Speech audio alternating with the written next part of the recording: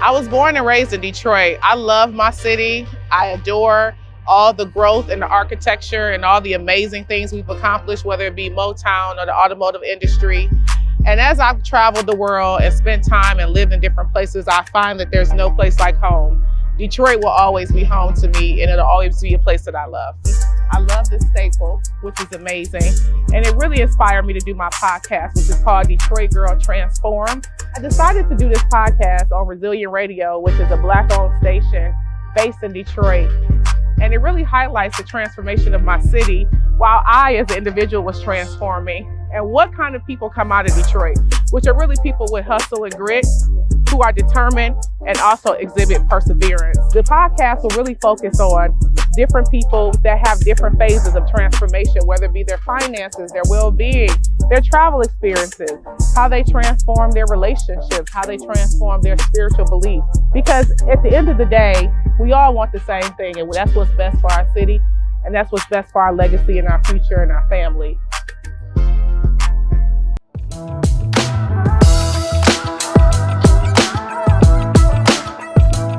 So welcome to my podcast, Detroit Girl Transform. I'm your favorite D-girly, Toni Carter. I'm excited about today's episode. We got some dope people here that transition from Detroit. They're going to talk about their transformative experiences moving from Detroit to the D, the M, and the V. And so really quickly before I move forward, it's not Department Motor Vehicles.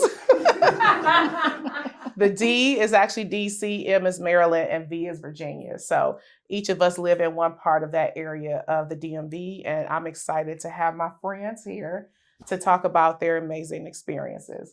But before we get started, let's get to know everybody. Let's get to know your background, how you got here, what brought you here, what you're up to now, and how long you've been here. So I'm gonna start with you, Jade. Oh, you're gonna start with me. It's the glasses. It's the glasses. I'm the only one, if you all noticed, with the Cartiers on. But I'm Jade Mathis, of course, born and raised in Detroit. I moved here in 2015, so 10 years ago, to work for the prosecutor's office here. I'm a former prosecutor, and now I am a civil rights attorney. I do police killing cases in DC when these white officers kill these young Black boys. So I represent the family of those cases. And I also do expungement cases back in Detroit for Project Clean Slate, because I want to give back to my Detroit residents. And I am a TV commentator and personality as well. I'm happy to be here with my fellow Detroit folks. What up, though? What up, though? What up, though?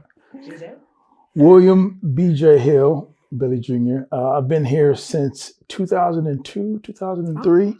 But I haven't been in Detroit since 98, since I left for school. So I still call it home, although I'm here. I'm in commercial real estate, run a national commercial real estate practice. I do a lot of real estate and also private equity investments, and gearing up for this, next 4 years of excitement we have here in DC, and protecting our peace. Yeah. I am Kim Owens. I moved to the DMV 10 years ago, like you, Jade. 2015, I got married and moved to the DMV. Moved here for love. Moved here for love. Yes. I currently work for the Department of Navy. I also own a business with my husband, Parikit Brandy Wine. So if you need an event space in Brandy Wine, come check us out. I also am a longtime hairstylist. It's one of my faves. And I do church youth work at my church. Shout out to Maple Springs Baptist Church. And some other things, but those are like... She don't sleep. Practically, right. We don't sleep. But that's what I got going on now. It's a pleasure. So I'm Mark Sparger from Detroit as well. Grew up on the northwest side off of London, one block, Curtis and Livernois. Everybody knows that area. That's right. So it's West Side. So I'm just like you. Detroit is still home, and I haven't been there in 40 years. So, but it's still home, even though my family since moved on. And what brought me here was work. I was living in Kansas City at the time, and I was flying back and forth doing business. And my brother lived in Silver Spring. And he was like, man, you're here all the time. You should move here. And I'm like, I love Chocolate City. Although it ain't much chocolate. It's changing right now. It was Chocolate City at that time in the late 90s. And I fell in love with the area. So I moved away, but said I had to come back. And so right now, as you start thinking about retirement, you go, where are you going to go? But if you think about everything DC has, it's hard to really leave. It just don't have the heat year round, but it's still just such a beautiful area with the mountains, the ocean, and, you know, easy airports to get wherever you want to go. I run 2 companies. I have a sign language interpreting firm. We do media content translations. And so we did Mr. Rogers as one of our most recent big projects. We converted it to sign language, and also have a government contracting company. So navigating the space, trying to see what's going to happen with DC over the next 4 years. But of course, there'll be opportunities in trying to figure out how we get in and win some of that business as we go through these changes. That leaves me. So I'm Megan Davis. I have been here a whopping 4 months. I moved here. Thank you. I moved here for work. So I work in biopharmaceuticals.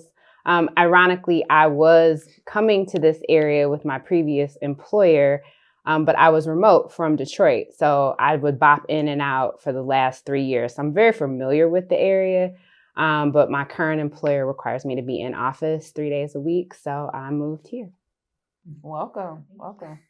And I can share my story. I am Toni Carter, again, your host. I've been here 5 years. It's going on 6 in August. And I relocated here. I was with Walmart for 12 years in a regional HR position. And I supported all the neighborhood markets pretty much across the U.S. And then I took on a role as a regional HR director for the DC, Maryland, Virginia, West Virginia, and Delaware stores. And they asked me to relocate to the DC area. I stayed with Walmart for 3 years, and then I did something radical and went into biotech and pharma, which was a lot of fun. And now I have a podcast. And so I was here for work, but I've stayed because, to Mark's point, it's so much within your driving distance as far as beautiful scenery. I really appreciate and love the Black excellence. I have a very strong community here. It's probably my strongest community. I've lived in Chicago, North Carolina, as well as I'm from Detroit, and I also lived in Florida. My dad's from Clearwater. But this is my strongest network. And it's probably because I, really try to connect with people from Detroit, people in my sorority. I'm a member of Delta Sigma Theta, myself and Megan. So I think when it comes to like my family, as far as my family, DC has a deep-rooted love for the people that I've met here, whether it be in the last couple of years or people I've known 20 plus years. There's plenty of people that's surrounding me that I've either just met and I adore, or I've been knowing since the 3rd grade. So I just think that's what I love about the DMV. And so I'm going to get to it. I could be biased, but I think Detroit people have a different vibe. I just always feel like we out the way, we not pretentious. We have a little bit of hustle and grit. So I'm curious to know, and this question is for Mark and Megan. I'll start with you, Mark. How would you describe a person that was born and raised and groomed in Detroit? That's a great question. People from Detroit are built different. I mean, if you think about being Motor City, I mean, that right there shows power, resilience. And it navigated through so much change through, if you think about the riots in the late 60s and how we overcame that. You think about things that preceded that. And so as a result of that, it's a city of empowerment. It's a city of constant change. And it's evolving now, getting into battery space and doing the movies, et cetera. And I think that's been bred in us. And I know it's most definitely been bred in me. I carry a bravado. Usually when I walk in a room, people see me. And I don't hide that you see me. I'm 6'4", I'm tall, and I carry myself with my head very high. But that also was because I'm from Detroit. Yeah, I was bred into me very early. And you think about people that I run across around the world and around the country, people know Detroit. And they know the people there. And so I love it. It's home for me still, like I said. I'm so happy I was born there. I was raised there. It taught me a lot. It taught me a lot of strength and resilience. And it made me better. And I think it made all of us better because of the fact we were raised there. It's home. And I think one of the things I love about Detroit, to your point, is that most people that come from there are resilient. Yeah. And I just want to give a caveat. I want to give a shout out to our radio stream. This is on the Resilient Radio Stream, which is based in Detroit. So I think what a great title for a radio stream, right? Because I think that I've never met a person from Detroit that's not resilient, right? Because they really have a great story to tell.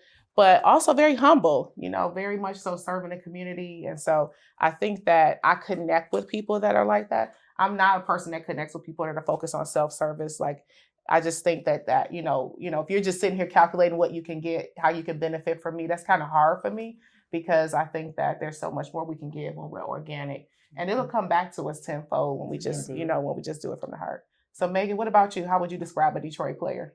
The word that comes to mind is leaders. You're leaders in fashion, you're leaders in innovation, you're leaders in just making a way, right? Like if there's adversity, somebody's gonna make lemonade out of those lemons. That's right. It's no doubt about it. If you come into contact with a Detroiter, they are definitely going to do their thing their way. It's not, I'm gonna mimic this person. That's Right. why I said leaders always comes to mind, because it's just something that we do. And sometimes we don't take credit for it. Sometimes we'll let people go on and do their thing. But then when it comes time, it's like, no, that came from Detroit, right? Yeah. Like, somebody from Detroit did that. So Right. it's always, we'll let you ride for a minute. And then it's going to be like, but nah, that Detroit did that, right? So Detroit.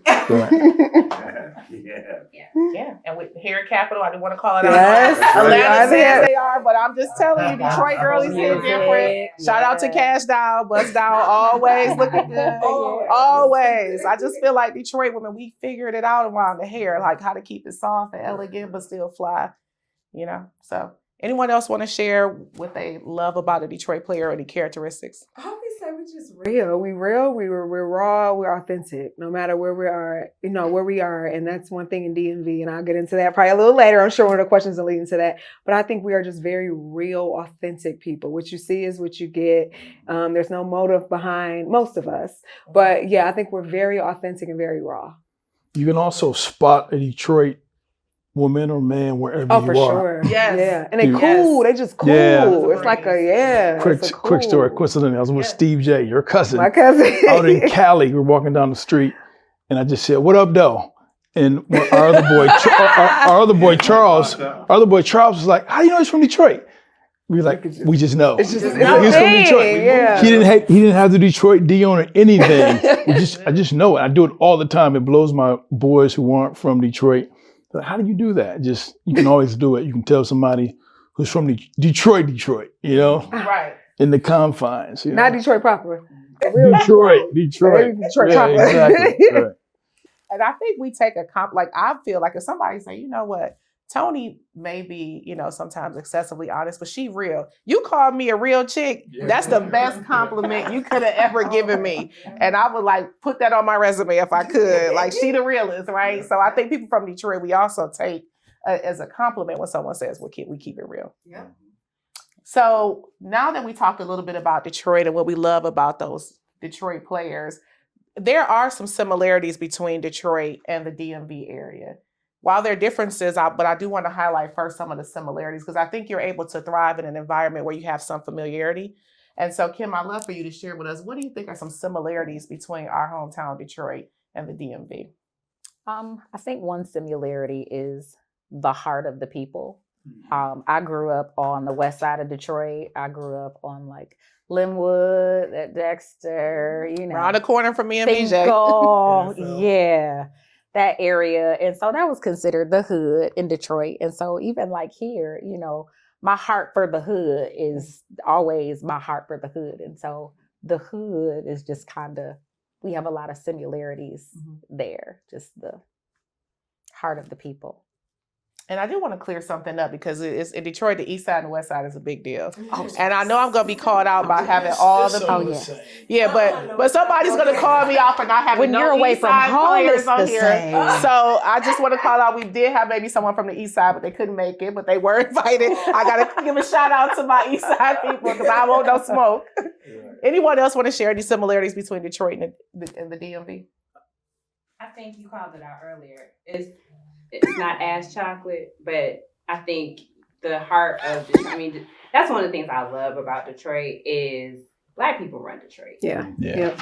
And I think that's what gives it the bravado, the confidence, because even if you can be in a room with judges and entrepreneurs who make millions and millions, and somebody who is, maybe the janitor, but everybody is blending, right? It's we recognize us first. Right. It's not about your status or where you're at. I do think that's a difference from a perspective of where your status is from here. But I think one of the things that I will say as a similarity is definitely just a lot of people of color. I think, and then that's like, exactly, that's the dichotomy of Detroit, where your next door neighbor could have been a, factory worker, teacher, whatever, but also a judge, investor, doctor. I'm actually naming my neighbors just in doing that.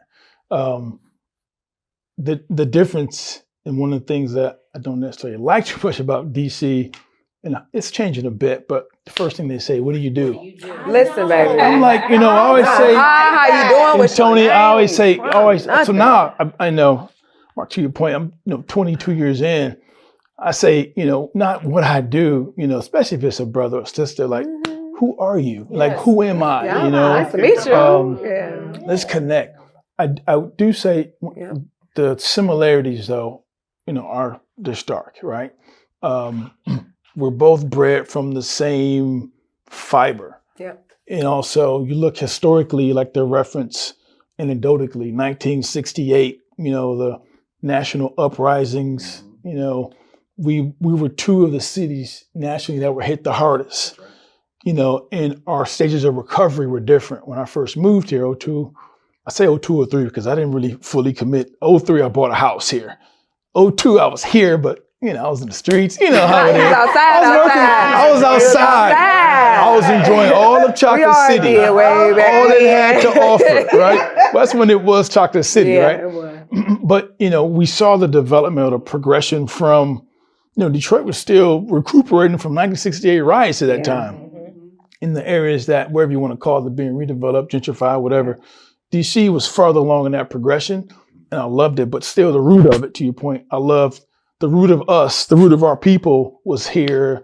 It was an incredible young, professional, young Black professional, and also the commerce, the corporate environment. It was great, for a young Black man, you want those opportunities. It was a draw to, Detroit was still a draw, but it was still, that was the beauty of DC during that time. So that was the similarity I saw and kind of the fiber of what Detroit was. But also the difference from I didn't play that game as well as others. Yeah. Wow, time flies when you're having fun. So many gems are being dropped today. Now it's time for us to take a commercial break and highlight our sponsors that are also great champions of transformation. If you would like to be a sponsor for this podcast, be sure to reach out to me, your host, Toni Carter, at dgt313podcast@gmail.com. Again, that's dgt313podcast@gmail.com. I am excited about the sponsors, and I hope that you have enjoyed the podcast so far. Now it's time for a commercial break. It's transformation time, baby.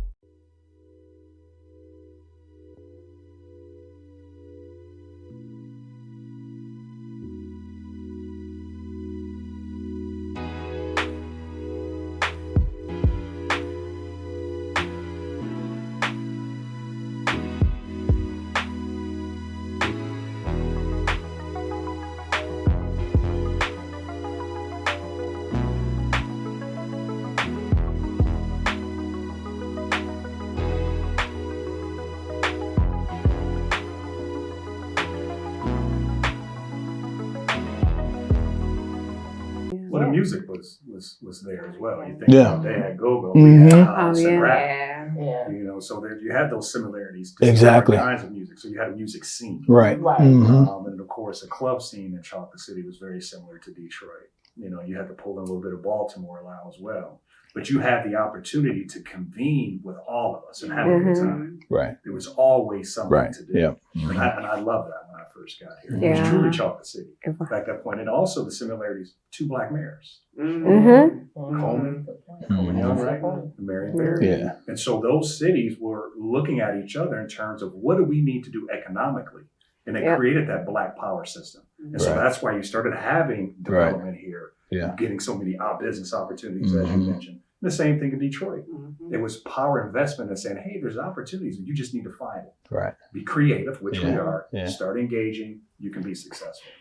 One thing I would say too is like the fashions. I didn't notice until when I'm talking about the DC Southeast, Southeast. Yes. Like Yes. people, not the transplants, and then the real BMO people. I didn't notice until one of my clients, Justin Robinson, rest in peace. That was the one killed at the McDonald's in DC by the police officers here when he was sleeping in a vehicle. But I went to his funeral and he was Muslim, and I would say, all of the people attending were yayed up, was fly, even in a mosque, because I never went to Muslim funerals, so everybody's dressed in the garbs. But all I saw is Balenciagas, Prada's at the end, and yays. And I was like, oh, they be fly like this in Baltimore and DC. They were like, oh, yeah. I saw those bust down rollies. I said, oh, I've never seen these people before. I just see the bougie professionals. I've never seen the real people in DC and Baltimore. Yeah, no, it was, I saw so many yays, and they was lit in those that Muslim attire. But I was like, oh, they be fly here. Like in the Baltimore and Southeast DC, they be fly. Yeah, I didn't know that they be Detroit fly. I was shocked. Yeah, and you know what? It's funny that you said that because I haven't lived. This is my third stop after I left Detroit. I went to Chicago and Charlotte, and I came here. And I have been very inspired by the fashion. I'm inspired by the natural hair. Yeah. I'm inspired by people just living in their authentic truth as far as who they are and what they look like. Yeah. And so my family has noticed. They've said to me, my fashion has evolved since I've been here. I don't know how to take that, but I was like, how could you get better? But it's sometimes I just have a cup of coffee and sit and just people watch, because people in this area really inspire me, especially with the fashion. So. Yeah. And the natural, there's a lot of natural girls here, just like in Detroit. I lived in Atlanta for college, and it's a lot more natural beauty here than it is in other places. Like Detroit. Yep. Beauty. Right. Yeah. I agree. Yeah. And I love that. Yeah. I love that. Mm-hmm. So we talked about the similarities, and BJ, you touched a little bit on some of the differences, and I can relate to when I first came here and people just were like right in my face, like, what do you do? And I'm like, first of all, I'm from Detroit. And I'm like, that's kind of invasive for me. Like, or they'll ask me, what zip code are you? And I'm like, for me, I'm like, are you looking me up? So you got to understand, there's still a little bit of street edge that I have. And I'm not really going to divulge all that information because I'm like, what's up? Like, why do you want to know? Right. I'm like, how about ask me what kind of shoes I like or what, and I just felt like it was so like, in your face. And I don't think I could make a deep connection because at the end of the day, when we leave here, it's going to be the work that we did. For me, spiritually, it's going to be the work I did and how I serve God's children. So I'm not going to really connect with somebody who's like name dropping. And so I thought it was just me until I met up with my Detroit friends. They're like, why everybody want to know what we do? So BJ, I know, I'm the same way. I'm like, am we being attacked? Right. My mind gets to wondering, like, why do you want to know that? But then I learned when I was in different spaces, like, oh, this is their introductory hello. And it's not welcoming to me. But, again, I'm a Detroit player from the heart. So BJ, what do you think are some of the differences between people in the DMV and Detroit? I really examined like why folks did that. I think because DC is so transient, I do think genuinely, I have a lot of folks who were raised here too. My wife was born and raised in DC. Now she moved to St. Croix when she was a baby. And when she moved back, she was crying because she had to put on shoes. So I call her like, she's a DC, but kind of a little bit island girl too. I do think because it's so transient, folks genuinely want to know like what you do. Like, whereas for us, because we talked about the melting pot that is Detroit, you have that huge dichotomy and next door neighbors. Everyone was just Detroit. I think here in DC, folks genuinely want to know like, where are you from? Like, what part of the world are you from? Yeah. So I do think there's more of a global perspective to that question. Okay. But the Detroit in me, Detroit in us, we didn't see that, we didn't see that question. It took me a while to get there. So now I don't get as offended when someone says it, but I do still self-direct my answer or their question to let them know that, still a little bit off-putting, a little bit. So I think that's, along with, I say that to say, I think the difference, the difference is Detroit was the Paris of the West, right? That's what it was called. DC is a global community now. in Detroit's, in its resurgence. I love it. I love visiting there. I love vacationing. I like to say I like to vacation in my hometown because I do love it. And there's so much here to do. The big difference to me is the global community that's here. We're not going to pivot to this next 4 years and what we think that may be. But I think up to now, there's been a really appreciation for diversity in thought, diversity in background, really diversity in who you are and what you do. One of the things I should do when I was here in my 20s was I would go to Embassy Row Day, eat for free. Yeah, you had to be suited up and booted, but you would go. Literally, you can go from the embassy of Poland to South Africa, wherever. Yeah. In your 20s, one is free eats, but also you learn different cultures. Then we go to Dream, which became love. But it was, to me, it was the best of times. As you're learning other people at that time, you're also learning who you are, and DC was a great mirror for that. Detroit was beautiful at the time, but it was going through its own kind of issues, and it was healing. I like to say Detroit was healing then, and DC was further along in this healing process. So that's my big contrast of Detroit and DC. That's a good perspective for it, right? Because more of like it's a lot of global, perspectives here, and maybe it's, the intention, you always want to assume positive intent. Right. And for the record, I still go to the embassy parties in my 40s. I find it, seriously, it's really fun. It's a lot of fun. Yeah, I'm gonna put you back on. I'm on the list, sir. Yeah. I've only lived here 4 months, but I've done the embassy hopping around. Yeah, it's a good time. Okay. Yeah, cultural. I think they just had embassy in Ethiopia party. Yeah, it's Field nice. trip. There we go. All right. Our next meetup. Detroit coming rolling in. Yeah, Detroit coming to the Embassy Row. Toni, I will say, I think one of the differences, though, I kind of, I don't appreciate, but it's just different, is how global it is. So I think one of the reasons people ask that question here is if they are trying to position, like, how do I approach you? Like, what do I talk to you about? Can I talk shop? Are you a federal employee? Right. Or do I need to talk of, like, where you from or what brought you to DC, because it is a transient town? Detroit is very, and I don't want to paint it as blue collar, but its roots is blue collar, which is what makes it so down to earth. And everybody just really kind of like, they don't care what you do. So I do think that that's a big difference in just industry. We were, I don't think Detroit is now, but we were kind of a one horse type of industry town. Still are, music and cars. That's what people still know Detroit for and still should. Yeah. But I think the diversification that you talked about is definitely growing. And if just having left Detroit, people come that visit and they're like, one, the food scene is crazy good. Like, I'm going to say, I miss some of the restaurants. And I know there's a good culinary scene here, but you got to really find it because there's so much. Whereas people are moving to Detroit to open restaurants, to open bars.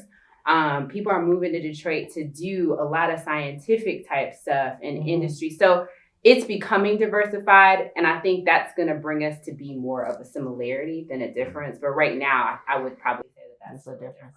Girl, don't let them people fool you. They be asking you all that stuff to see if you worthy of talking to them. Or how they can use you to get to the next level, baby. It is. They're trying to see if you worthy of which way they're going to talk to you and how you kind of can, if they can use you to get to the next level. It's a different type of hustlers here. That's what I was going to say. The difference to me is it's opportunistic here, but the opportunistic is different. These are more elitist education. What schools you go to, what's your degree, what's your level, what do you make? So when you tell me where you live at, right? Or where you work at, I can kind of calculate in my head if you live in Prince George's County, which is the wealthiest Black county in the nation, is where I moved to work at the prosecutor's office here. Or if you tell me you're in something, then I could tell that if there's no use for you or you can't help me get to the next level. I'm just going to be real. It's a very elitist education. It's about, it's very, what school did you go to? How can you help me get to the next level? And that's one thing that I said I do not enjoy about the experience here. I was like, that people don't take a chance to get to know you or you as a person or how you can collaborate or how I can help. It's not quid pro quo here. It's really, what can you do for me? How can I get to the next level? And it's, what school did you go to? Where, you know, how are you a PA? Everybody here is a PhD. I ain't never seen so many doctors in my entire life, baby. I said, are you a physician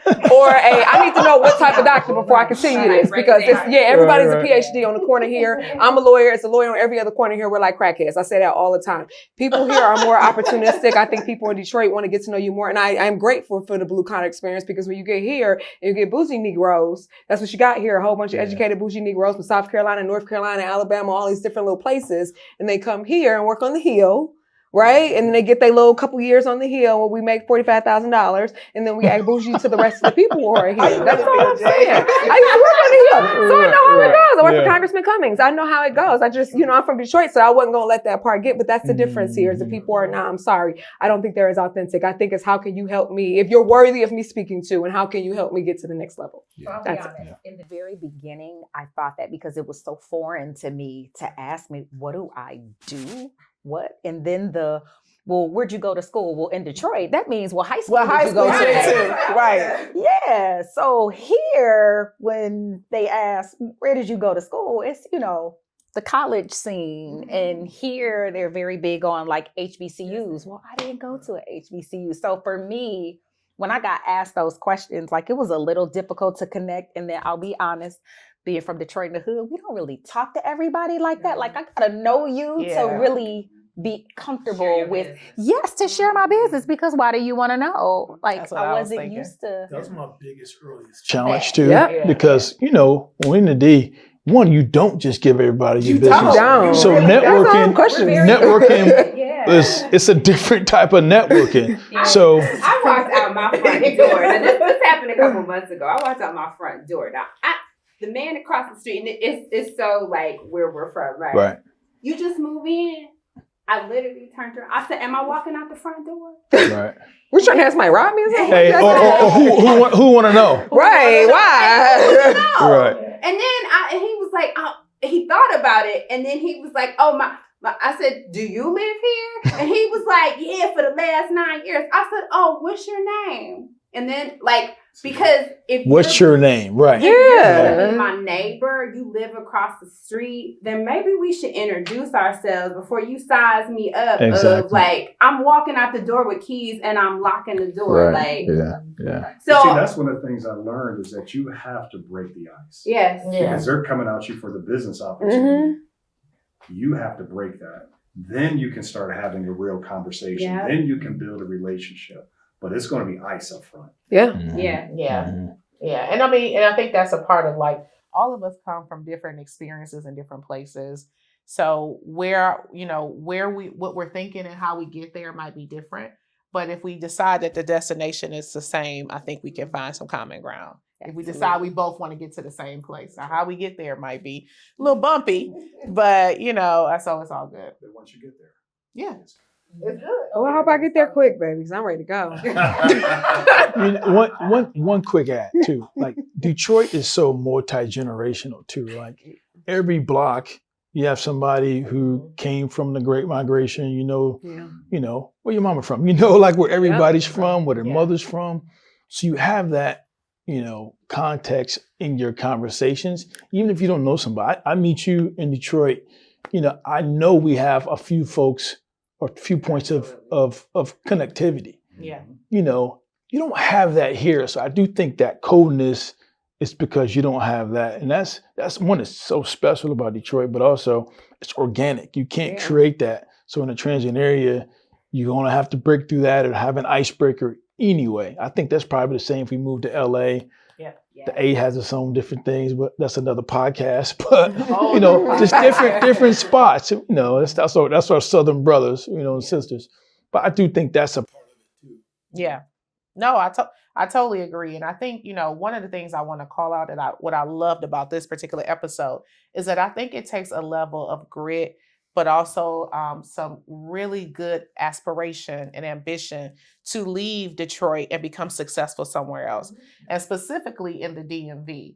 And so I think there are people that are watching us who are afraid to take that step to leave home, their familiarity, and go to a new unfamiliar place. So I'm curious to hear from a few of you on what do you feel were some of the areas that you think really helped you with your success in the DMV? Because I do want to quote, none of you would be on this episode if you were successful. I love y'all, but this is about right. Already missing. Sorry, I've been here 5 years, but this is because I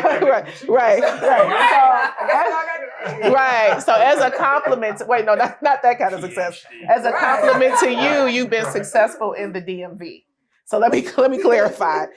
You've been successful in the transition from Detroit to wherever your stops were into the DMV. And so what do you think are some things that you learned, and what do you think are some things that led to your success? So Kim, you want to start? Sure. I would say the people, from my church family to my group of friends to work, it's been about the people that have contributed to my success here, putting me on, giving me knowledge, giving me insight, helping me get acclimated, just the whole transplant process. It's been about the people. So big ups to DMV people.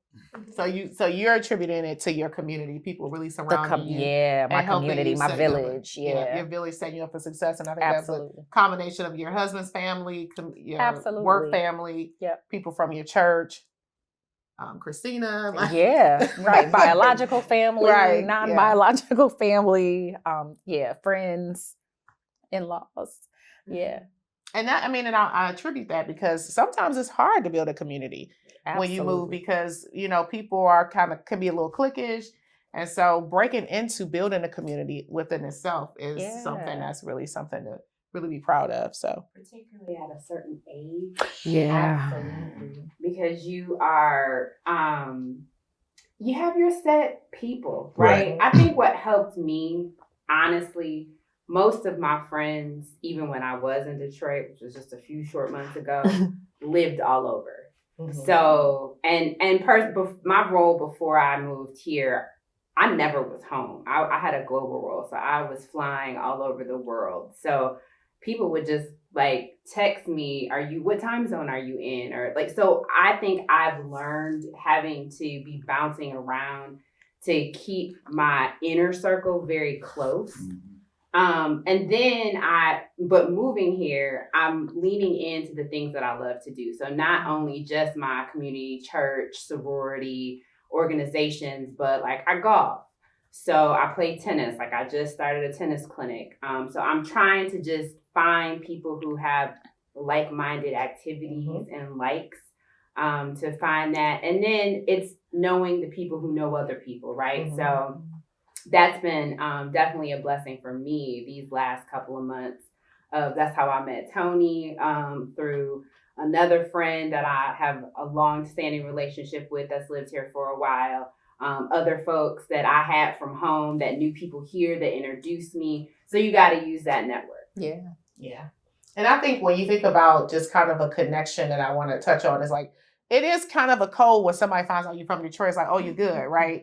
So, I think about even just how you and I met, my pseudo sans Maya was oh, can Megan come? She's from, New Chapter with me. I'm yeah, she can come. Next thing you know, I'm inviting her 50 different things. They ain't did no background check or nothing. I'm oh, she from Detroit. She a Delta. She good. Check, right? And then I think about even how organic I met Mark. I was walking into, Taps?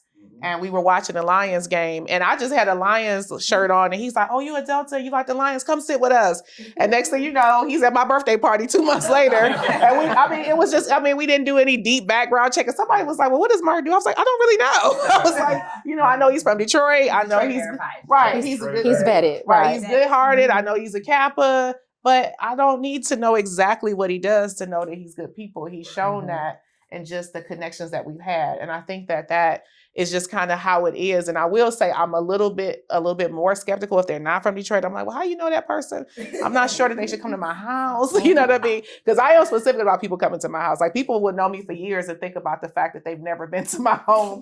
Wait, I don't think I really know you. But that's the Detroit in me, right? Because I don't know if you're going to come back later and case the place. Or And then I got to say stuff oh, my pit bull at the, my pit bull up at my cousin's house. I don't want to have to say that in my house.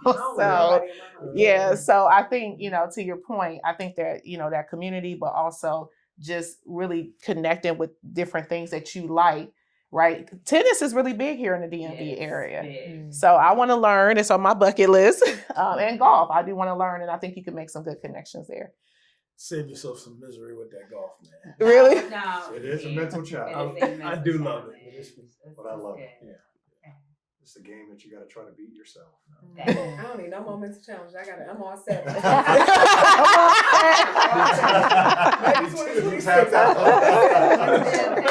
Pickleball. How about that? I learned pickleball.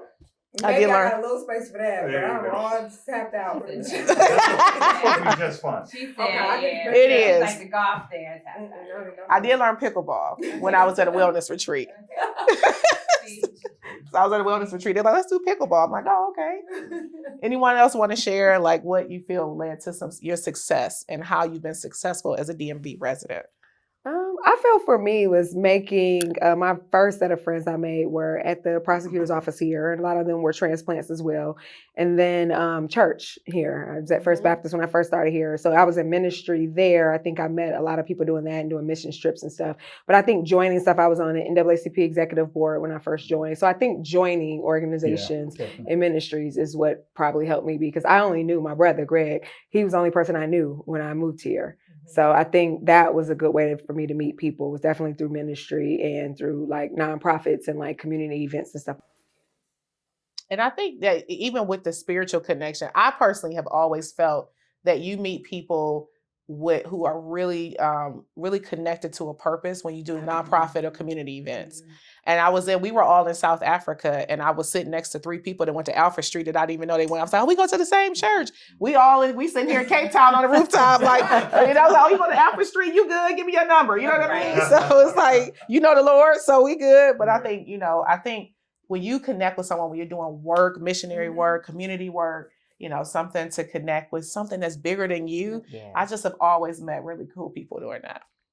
So I would just recommend those things for people who are relocating, whether it be tapping into people that know people, if you have a spiritual connection, and also, supporting family and friends, because I think that's going to help you, because you're going to need that support. As much as we want to say we don't need, we do, right? Because you might not be feeling well, and, it's different viruses, the flu, I have 5 people sending me soup. My trainer like, let's work out in the garage. I'm like, no, my lungs aren't prepared for that, but it's very good to have that support. All right. So now that we've talked about challenges, similarities, just what led to the success, what inspires you to stay here? And I know some of y'all might be leaving, but while you're here, what inspired you to stay here? I'll start off. I mean, so like I mentioned at the beginning, when you start looking at other areas, what does DC have that they have better? You have access to beaches here. You have access to mountains.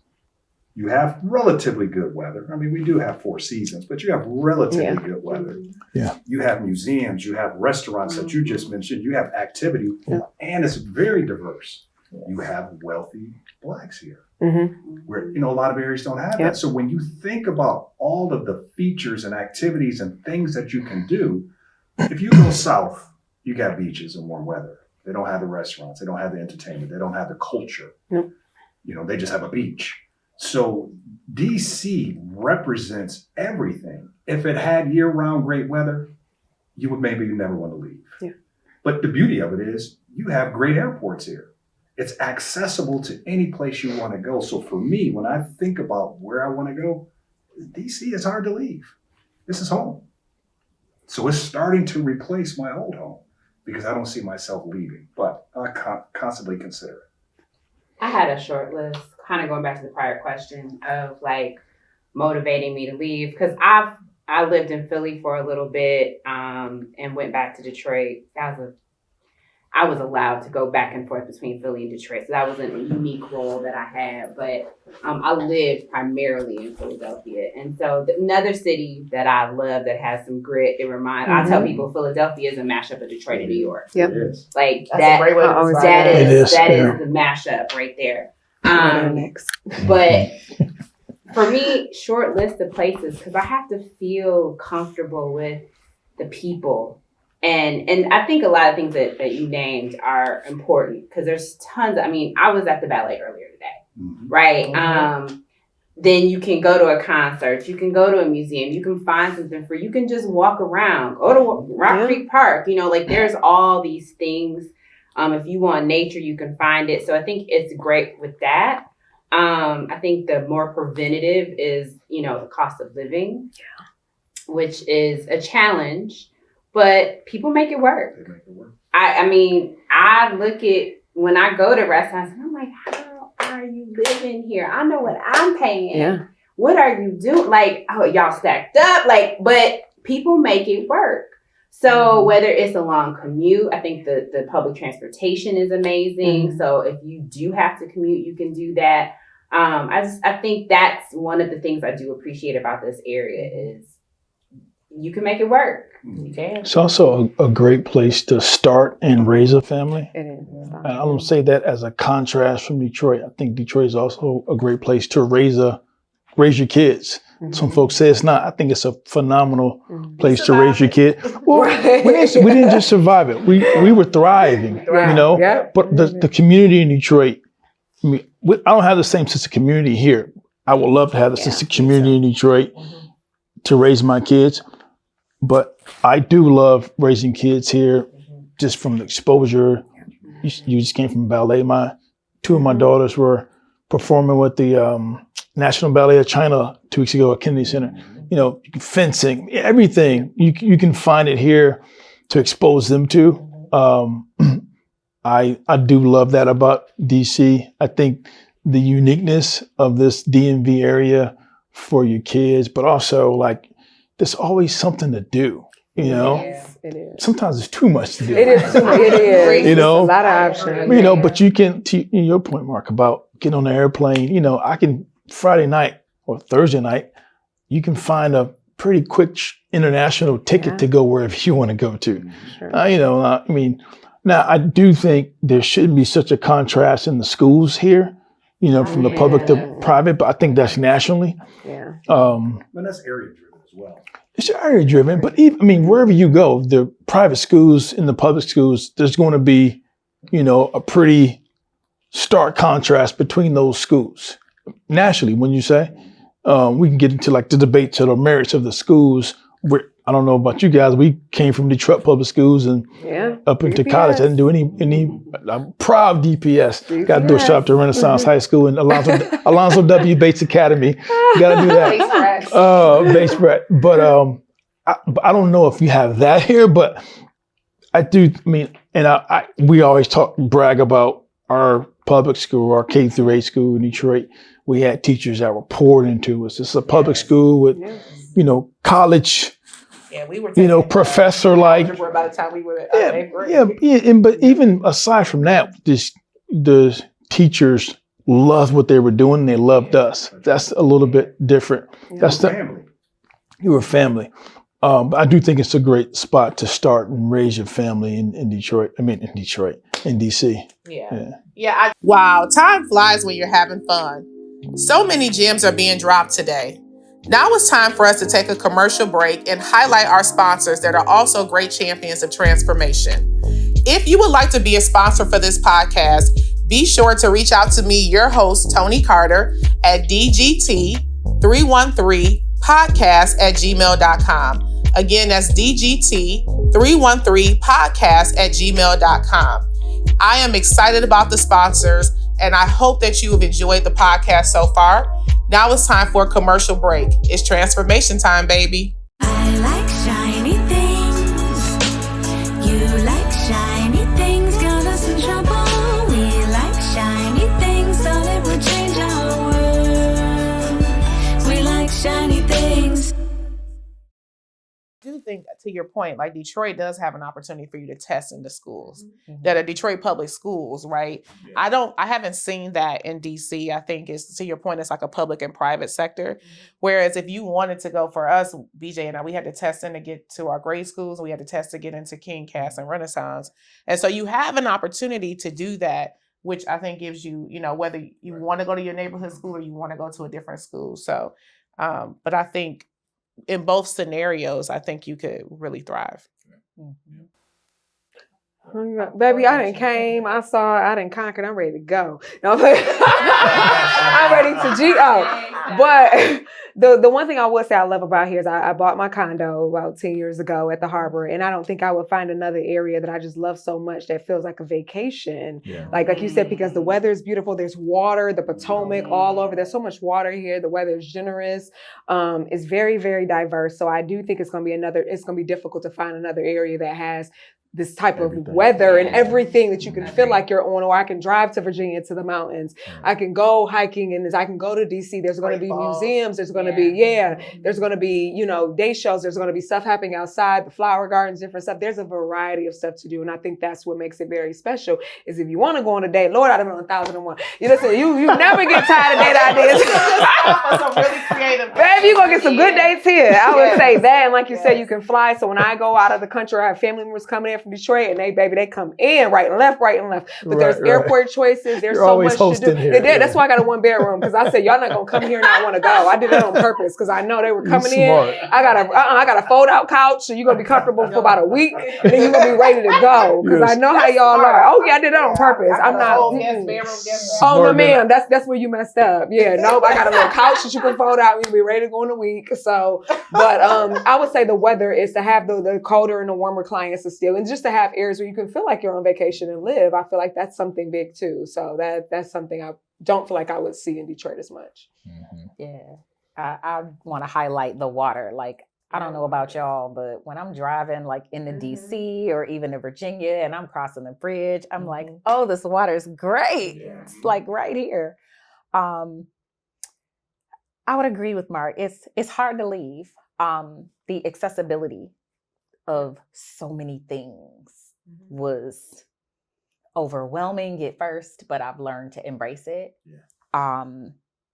I would say also just my circle of family and friends that are here, it just makes it hard to leave. Access to your style of living or style of eating, style of doing what, there aren't any food deserts, you can find vegan, vegetarian, whatever you. I haven't been either of those, but I'm just saying, like Caribbean, African, Caribbean. I'm saying, but there's access to that, here. access to whatever it is. Your sport, y'all said pickleball. I haven't gotten a pickleball. Whatever you want, it is something you here can find accessibility to whatever it is you want. So not proximity necessarily, but Yeah. Well, I have one or two more questions. I think that all of you have such a diverse background as far as your profession. And I think it'd be good to just tell us what a day in the life looks like, or a week. Sometimes I can say for myself, I really can't give you a day in the life because it's so diverse, especially, being in HR for 20 years. But what would a week look like for you? And just remind us again of what your profession is and what a day in the life or a week in the life would look like. So I'll start with you, Mark. Oh, okay. Which company, right? Right. So that's the challenge, toggling, trying to grow two companies. And one of them very diversely different. My government contracting company is focused on records information management, IT, and cyber. And of course, sign language interpreting. Those two don't mesh whatsoever. So you do split the brain to make it work. And you're doing business development, you're engaging, meetings, etc. And so you have to really build a schedule that works for you.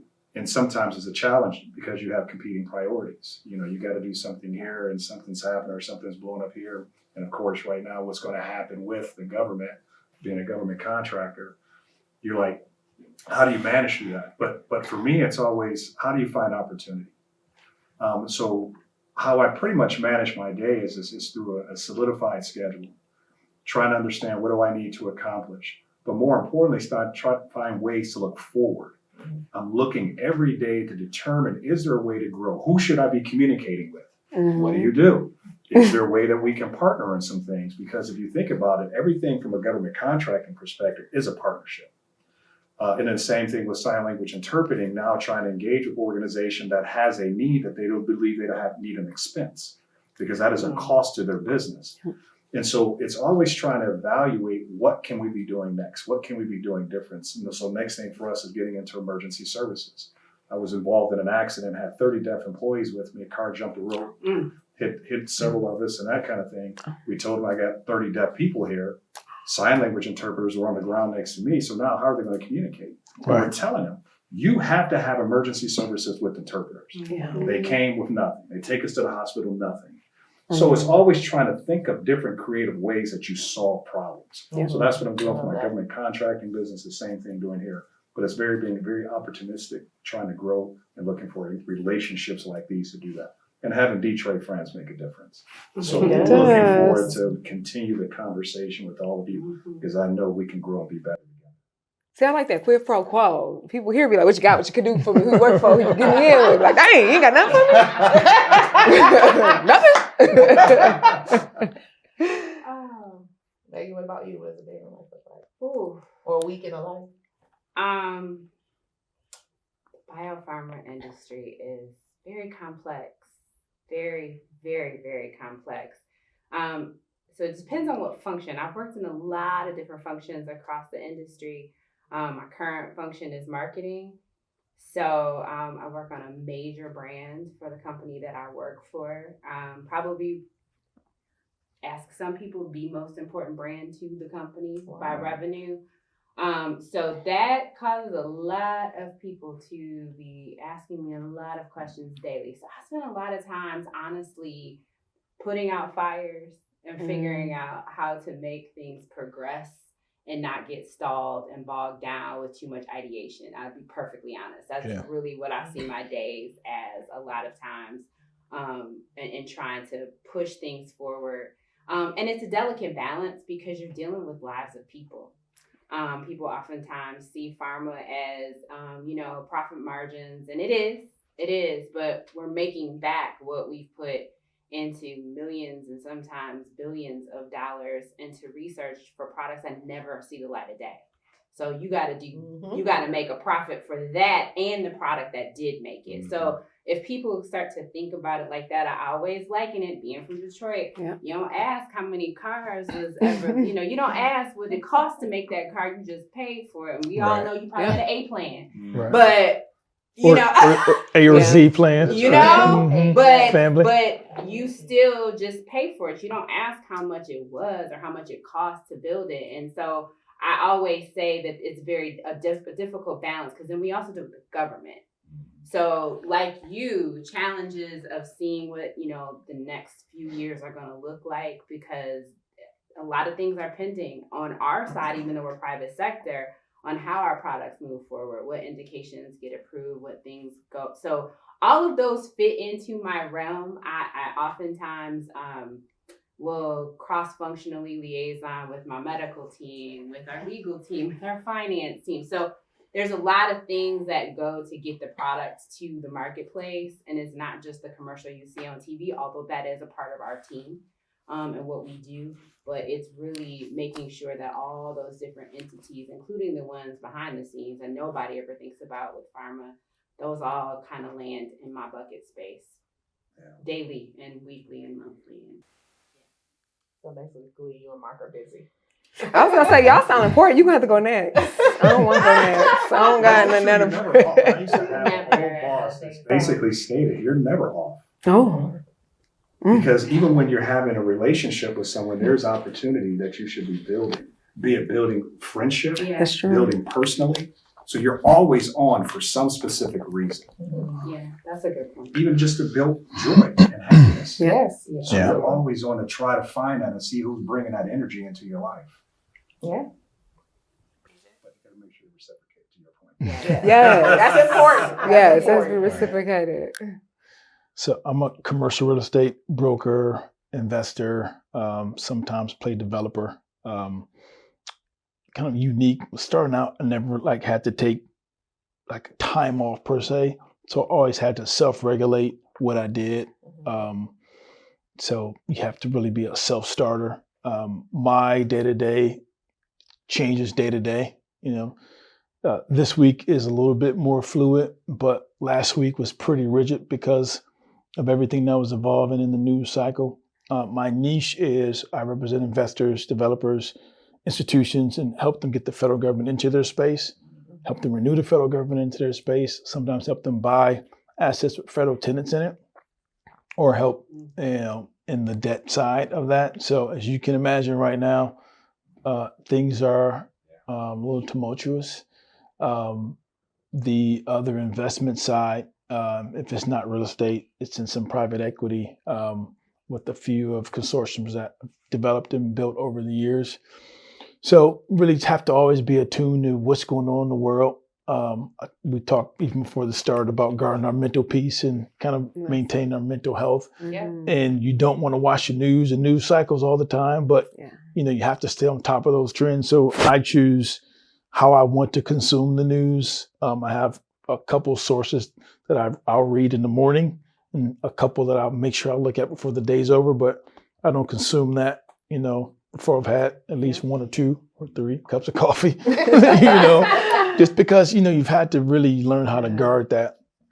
But, again, a day is different. I need, personality wise, I need to have some variety in my days. But, every Sunday night, I'll chart out my week, chart out my team's week, and also we have an agenda. We have a Monday meeting, and I'll write out the agenda for that.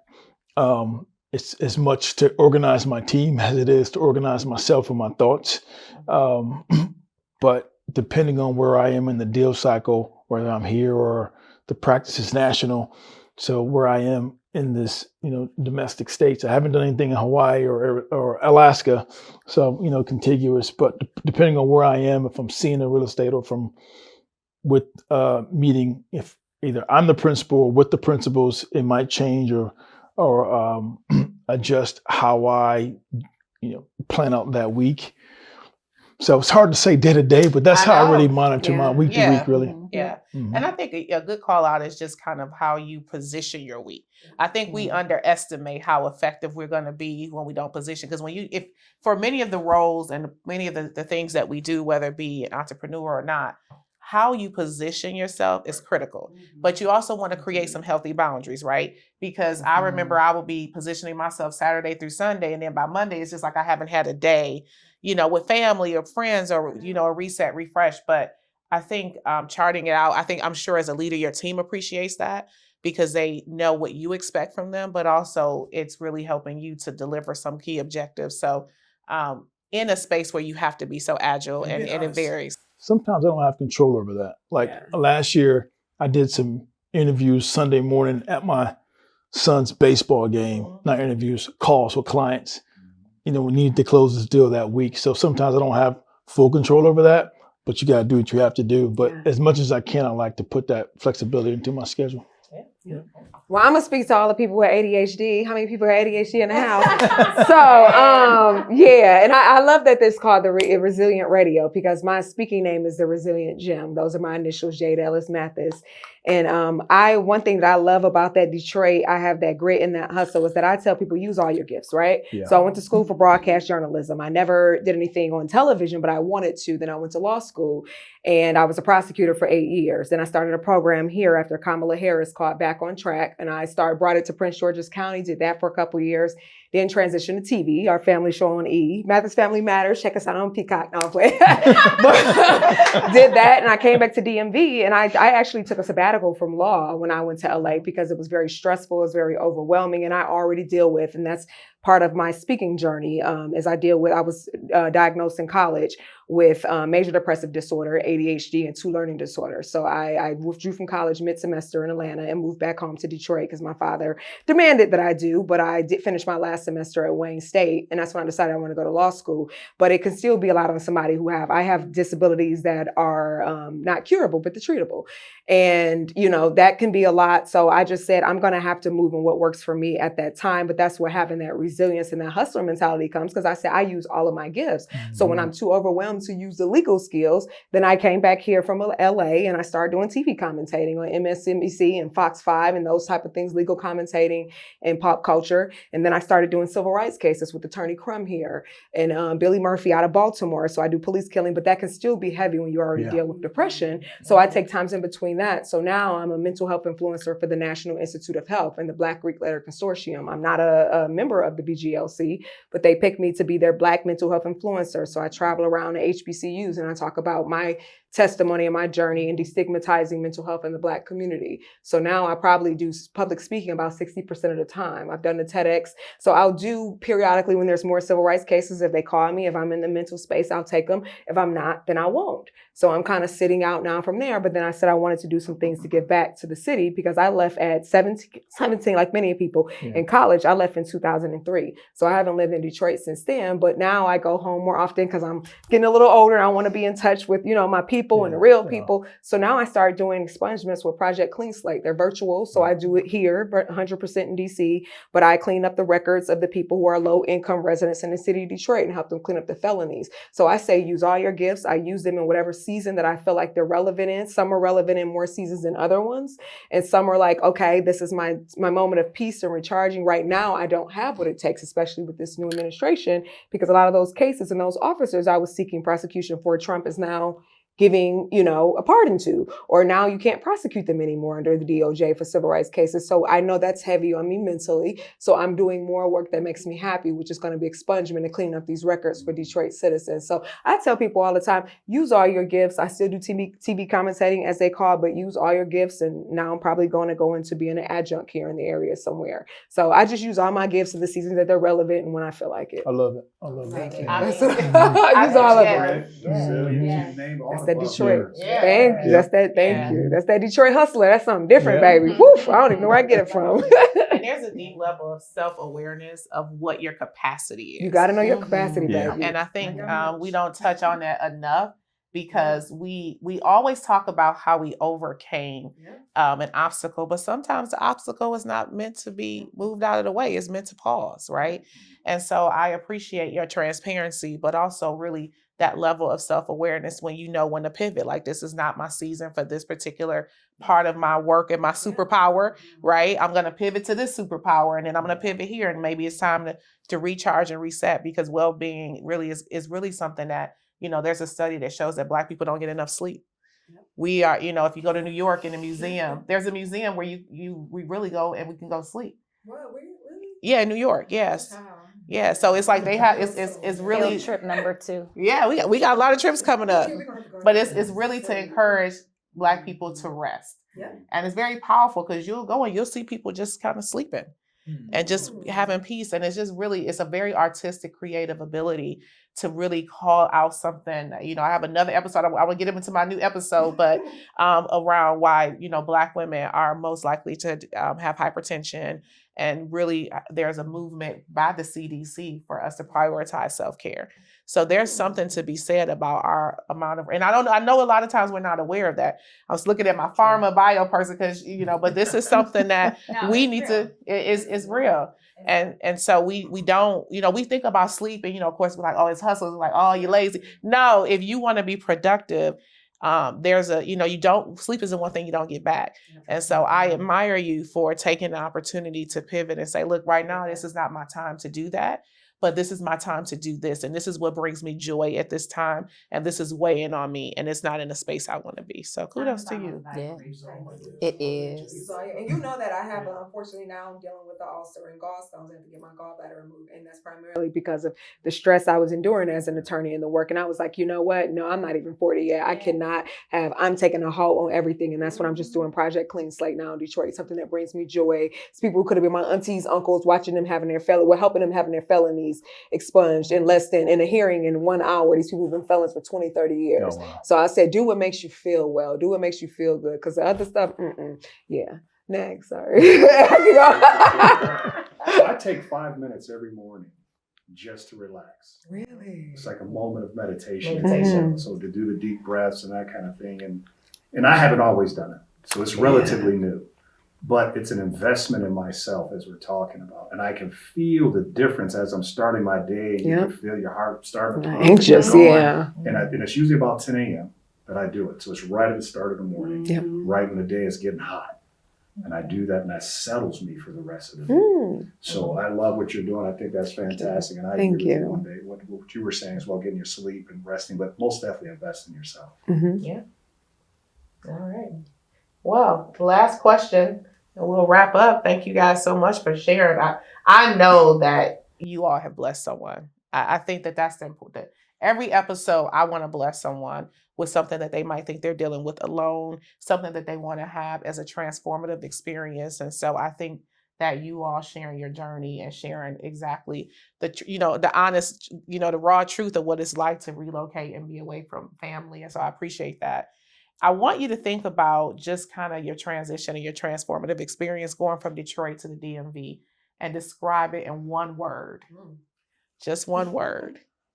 And I'll start. For me, when I think about my move specifically to the DMV, I find it to be very liberating.